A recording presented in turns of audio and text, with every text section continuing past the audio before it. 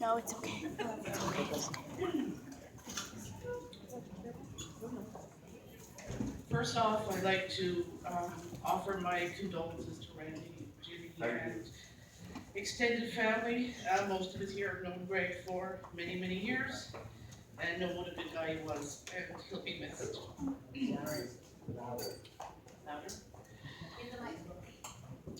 My name is Sharron Stevens, and I'm proud to say that I was a good pal with Greg for some 47 years.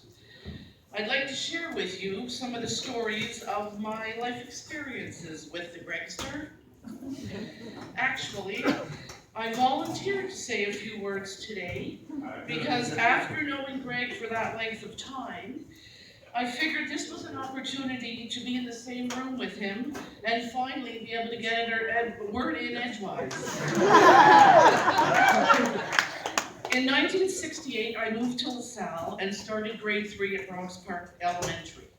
It was a new neighborhood, a new school, and all new kids, and I was nervous.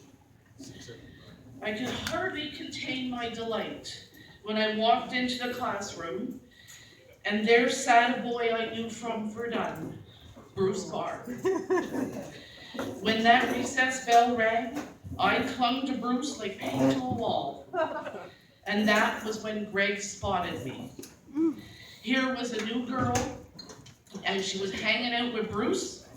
Well, Greg was having none of that. So he walked over, got into his best Charlie Chaplin stance, puffed out his chest, and with that goofy smile, he said, "Hi, I'm Gregory. You're cute." Thus began our 47-year friendship. Around grade 5, Greg decided I needed a nickname, and so Coyote was born. It stuck with me for a long time, and even made it to another generation, with Randy carrying the torch on and nicknaming my sister Little Coyote. Those Shute boys, man, they never left us alone. When I went to Bronx Park School, I lived in a house at 4th Avenue and Central, with the backyard facing onto a parking lot. At some point, Greg decided it would be fun to see if he could throw a rock from the parking lot and hit our back window. Well, the whole back sun porch was windows, and so he had no troubles. He smashed out those windows almost on a daily basis. I'd come into school the next day, and Greg would give me that sly grin and say, "Hey, anything happened at your house last night?" Silly bugger drove my father mad. Continuing with the torment, somewhere around grade 6, I started to wear a bra. You guessed it, he snapped my bra strap every day for a year. I used to tell Greg he was my forever friend and my biggest pain in the ass, all rolled up into one.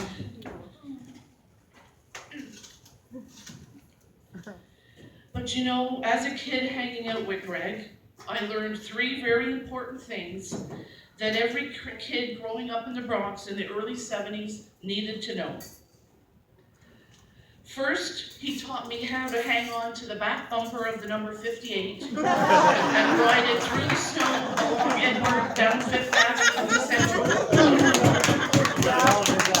We always lived on Central because we were too scared to continue on. Then at the room pool, he taught me how to wet the towel just enough so you could twirl it and flick it so it hurt like an SOB. And last but not least, he raised the level of fun on mat night when he taught me the old dog poop in the paper bag set it on fire trick. Boy, those were the days. There was never a dull moment growing up with Greg, and I'm thankful for the buckets of memories I have, although many I can't share here today. From playing buck-buck in the schoolyard, where to try and get you to collapse, He'd wet his finger and stick it in your ear. With Red Rover, he'd always try to tag out the girls and perhaps cop a feel at the same time. And he sucked at leaners. You know the hot card game where you threw your hockey cards against the wall? He always lost his cards. My cards. And he'd get all childish, grab all the cards and run. I remember one thing he hated, absolutely hated, and that was playing the recorder out in the schoolyard under the tree for Miss Bale's music class. He'd constantly interrupt the class, making everyone laugh by trying to stick the recorder in his ear or shove it up his nose. And as he grew older, he developed a love for many things. He loved to be fit, triathlons, biking, swimming, all of it. When you think of Greg, you likely envision him on a bike. For many years, he cross-country skied from here to and from work at the Jewish General. And in the nicer weather, he cycled back and forth. He was fit, firm, and only too happy to show you his sculpted abs or have you feel his rock-hard calves.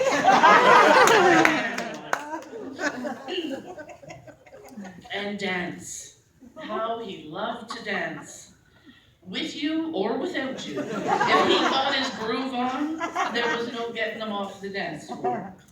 He used to tell me that if he could get a girl to go dancing with him, that he would win her over. And truthfully, he did have the moves for a white boy. Women. He loved his women. He was always on the hunt for a woman. He dated many, loved a few. He called me one time and said, "Hey, I heard Sandra left her husband. Could you call her and see if she'll go out with me?" I said, "Greg, I haven't seen her or spoken to her since high school, 25 years ago." He said, "So what? She hasn't forgotten me."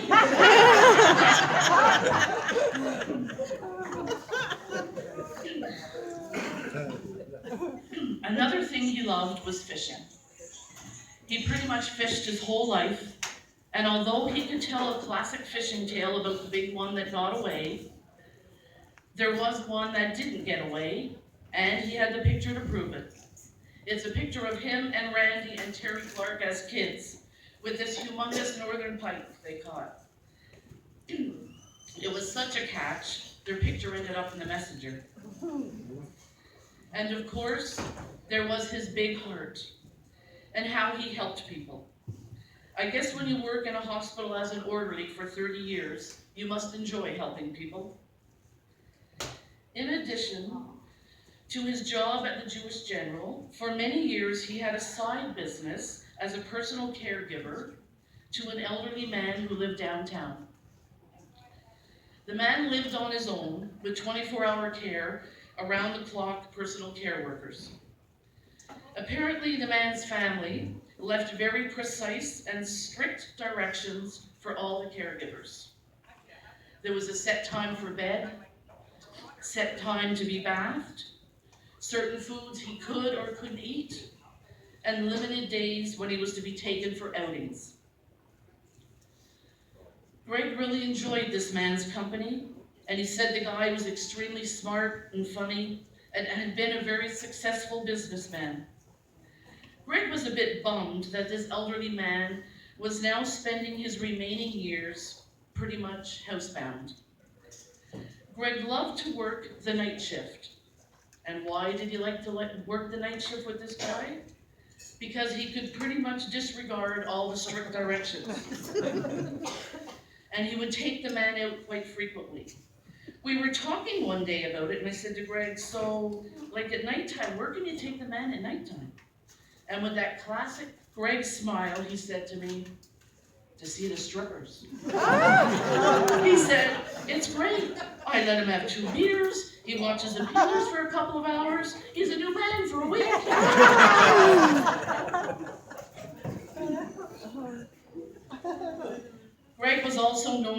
helping out folks around the area here, although some may argue that it wasn't always helping. For example, he used to think that he was helping my sister Kelly by trying to keep her out of trouble. He'd see me and say something like, "Your sister's drinking beer in the park. Your sister's down on Central hanging out at the Depanneur." One time was when Kelly was about 7 years old, her and Eric Pride made their way down to the river. Unfortunately for them, Greg spotted them. He ran about 90 miles an hour to my house, rang the doorbell, and couldn't blurt it out quick enough to my dad that Kelly was down at the river. Both her and Eric got a licking, shall we say, and Kelly never forgot that. Until the day Greg died, if he ran into Kelly at Central's or the IGA or the Haraki, and he'd say to her, "So, what are you up to? Where are you going?" She would answer, "Why, you gonna rat me out again?"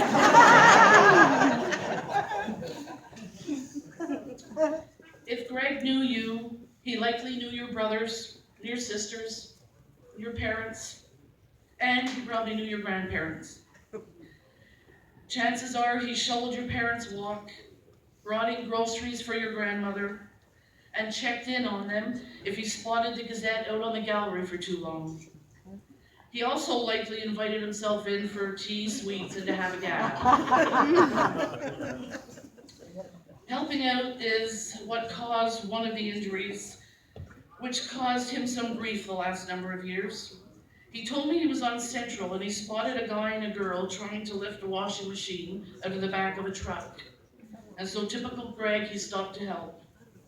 Unfortunately, the washing machine fell on him and did some serious damage to his leg. Another injury, a broken shoulder, as a result of being hit by a car on his bike, caused a dramatic change of lifestyle for him. No biking, no swimming, pretty much no physical activity at all. He had extreme difficulty with this, and I believe this sent him into a dark place, a place he struggled to break out of. And lastly, one of my favorite Gregisms. Greg was not on social media, no Facebook, no nothing, he had no time for that. He didn't even have a computer. So he wasn't aware last year that Central Pizzeria won the best pizza in Montreal, until he walked by one day and there was a lineup outside. Days later, I spoke to him and he said this: "I called Central's the other night to order a pizza. The girl said an hour for delivery." I said, "What? You know I'll still be here paying the rent in a month and a half when this novelty wears off, just like I have for the past 30 years. My pizza was delivered in 20 minutes. And so, Greg, I bid you adieu. It's been fun. You were a hell of a guy. I loved you like a brother, and I'll think of you often. I'm not sure what I believe happens when your soul leaves your body, but I hope you are at peace, and that wherever you are, Pete Piscabas, Mike Beers, Paul Dupont, and Cheryl